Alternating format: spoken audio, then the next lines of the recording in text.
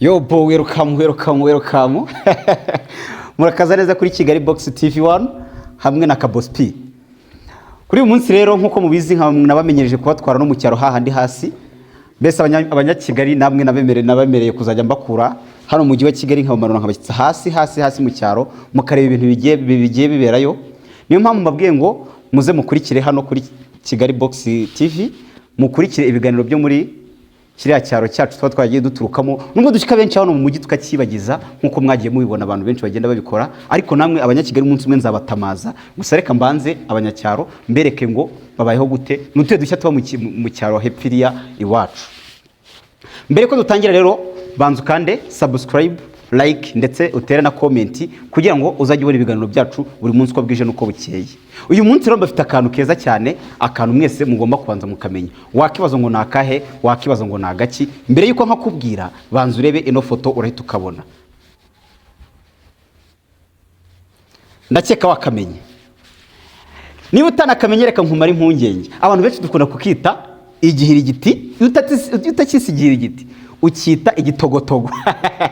biterwa nyine n'agace uturukamo. Ubwo nyumvanga agace uturukamo niko kakubwira izina ukita. Gusa hano umugabo agiye kutwereka uburyo bakora igihirigiti, namara kutwereka uko bakora igihirigiti cyangwa se igitogotogo, anatwereke uko gikora, atwereke n'uburyo, anatubwire ku buryo ku mpamvu yatangiye gahunda yo gukoresha igitogotogo. Carvings mun paop itun wooden scooter. Robert and the other men of Banawe used to carry rice and wood by hand up and down the steep hills. It took forever, so they came up with the idea of using scooters, wooden scooters. Igitogotogo rero nkuko nakomeje kubabwira, igitogotogo ni ikintu kimeze nka moto cyangwa se igare bakora mu biti. Umuntu arafata igiti akagitema neza, akakibaza, akakigegena, akabagenda gikoramo utuntu tugiye dutandukanye, aho akoramo ifuremu, agakoramo amapide, agakoramo amahembe, maze ubundi akajya kifashisha atwara imizigo igiye itandukanye. Hano nkuko mubireba hano hasi cyase nkuko mubireba kuri kano ka video ndetse no ku mafoto agiye atandukanye nakomeje kugenda mbereka, murakomeza mureba uburyo icyo gitogotogo kigenda gikora cyangwa se igihirigiti kigenda gikoramo. Ubanga igihirigiti uburyo gikoramo cyifashishwa mu kugira ngo mu gutwara imizigo ndetse cyane he ku muntu. Gusa itandukaniro ririmo n'ibindi binyabiziga tuzi, cyo ntabwo bavuga ngo cyitse kugazamuka ngo uranyonze ngo uratwaye ngo urirukanse ngo urihuse. Vuga ngo cyo cyifashishwa ahantu tukamanuka gusa cyangwa se ahantu h'umurambararo, ahantu umuntu ashobora kugusunikira ukaba wabasha gusika aho ujya amahoro, cyangwa ukaba wakumva umunyenga. Cyane abana bo mu cyaro nibo bagiye babizi, wowe wo mu mujyi ndabizi neza kutabizi. Gusa aya ngaya na mahirwe ubonye kugira ngo ugende umenya utuntu tugiye dutandukanye ku bintu byo bigenda bibera mu cyaro. Nkuko bushize naberetse video, abatarazibonye mugende mukomeze murebe muri video sange, muragera mu n'utundi tuntu tugiye dutandukanye nagiye mbereka two mu cyaro. Rero akaba ariko gashya ka mbere nari mbazaniye ko mu cyaro. Agashya ka kabiri mbafitiye nakangaka gakurikira. Wakibazo ngo naka, banzu kande subscribe. Ikintu cya kabiri rero nkuko nabibabwiye nge ntabwo nyambeshya, icyo nkusejanye iki kintu ndakikubwira cyase nkanakiguhereza. Icya kabiri muri video y'ubushize nabemereye ko nzabigisha ikintu cyitwa uko bakora ikivuge. Rero uko bakora ikivuge nkuko nabibabwiye nicyo kintu ngiye kubigisha cya kabiri. Nyuma yuko maje kubabwira igitogotogo, njewe ibigiye hasi muri comment ukambwira ati uzambwire no kuri iki kintu, ndakikubwira. Ikivuge benshi ni muri kucyumva nta nubwo mukizi, gusa ikivuge reka nkubwire ngo kiri mu bwoko bw'ubushera. Ariko icyo kintu ku muntu witwa umunyamujyi nta cyabazi. Wa munyamujyi we rero reka nkikwereke, nawo mu cyaro utakizi ubwo ugiye kurushaho kukimenya. Gusa abantu benshi bitewe n'ince tugenda duturukamo dukunda gukoresha amagambo agiye atandukanye. Ubwo rero nawe ubuze kutubwira hasi muri comment uburyo ubyumva, cyangwa se utubwire izina mwita ikivuge iwanyu. Urabona ubwo twatangiye tugiye kwiga. Urabona hari ukuntu mu cyaro bafata amasaka y'amakoma, murayazi amasaka agiye atandukanye. Harimo amasaka menshi afite ubwoko bugiye butandukanye, harimo n'ayo twita nyirakajagari. Ibyo ngibyo bimenya umuntu wo mu cyaro. Nyirakajagari ntabwo wayimenya uri mu mujyi. Ubwo rero cyane abamama nibo bafata amasaka bakagenda bakayinika. Ubwo urumva ngo afata amasaka akagenda akayashyira mu mazi akamara iminsi 3 cyangwa se 4. Yamajije kuyinika arayafata, ya masaka yari yarinitse akayashyira ahantu runaka, hashobora kuba ari hasi cyangwa ku gashitingi runaka.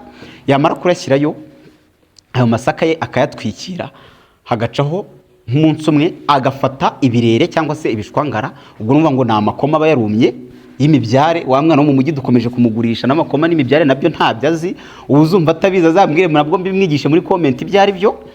Yarangiza akabifata akabirundanya agatwika agakoramo ikintu cyitwa ivu ryiza, akagenda agakora icyo twita guhungira. Ubwo guhungira rero ni iki ngiki, guhungira afata ryavu akariminjagira hejuru ya masaka ye yamajije gufata ikintu cyitwa umumere, ubwo asa nk'ayazanye urugondoro cyangwa se umugondoro, yatangiye kumeraho gakeya, yamara kuyahungira agatwikira. Iyo atwikira atwikira nabwo nk'iminsi 2 cyangwa 3, yarangiza agatwikurura akanika ku zuba ry'igikatu, yamara kwanika yamara kuma neza bihwanye, agafata ya masaka ye akayagosora akayakorera isuku, yangiza agahita atwara ku cyuma akajya gushesha. Ubwo yamajije kuyashesha ababonye icyo twita ifu. Ifu rero ishobora kuza ari inono cyangwa se atari n'inono, ariko icyo twitaho nuko aba ari ifu. Ubwo rero ngo inono ni iki? Inono ni agafu kanoze cyane. Yamaje gukora icyo kintu rero cyitwa gushesha, araza agashyushya amazi agatabura ku rwego rwo hejuru, hahandi aba yatuye akagera kuri dogere Celsius 100, nibwo amazi aba yatawe, ubundi nibwo tuvuga ko yahiye. Rero ikivuge ubwo nibwo tugiye gutangira kugikora.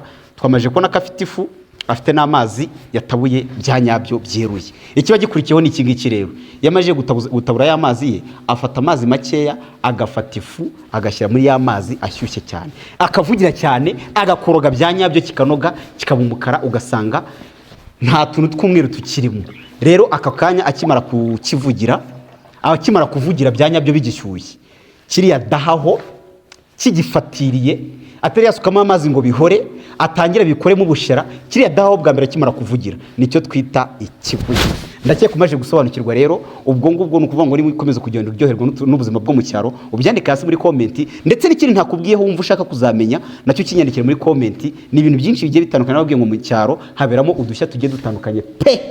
Ndabizi neza abantu mu mujyi wa Kigali muzamanuka muze mudusubire hano mu cyaro, ndetse n'abantu bo mu cyaro muzazamuka muze mudusubire hano mu mujyi wa Kigali, namwe nzagenda babwira utuntu tugiye dutandukanye. Wumva akeneye kumenya n'ibyo mu mujyi atabizi, yaramenyera ibyo mu cyaro, nawe ambwire mukorere ku mayange ngira icyo mubwira mu mujyi wa Kigali ikiberamo. Gusa muri video yibanza nababwiye utuntu duke tugiye dutandukanye tubera mu mujyi, ariko numva ukeneye kumenya ibintu byinshi bigiye bitandukanye mu mujyi, uzanyandikira hasi muri comment umbwira ati nyabuna wakomeje kutuvugaho cyane nk'abanyacyaro, gira uvuge no ku banyamujyi nabo tubamenye. Abantu bakunda video zacu nababwiye ati peace kabisa, mujye musharinga video zacu zigiye zitandukanye zigera ku bantu benshi bagiye batandukanye, muduhe like, subscribe, mutere na comment, mutubwire n'ikintu mushaka. Bye.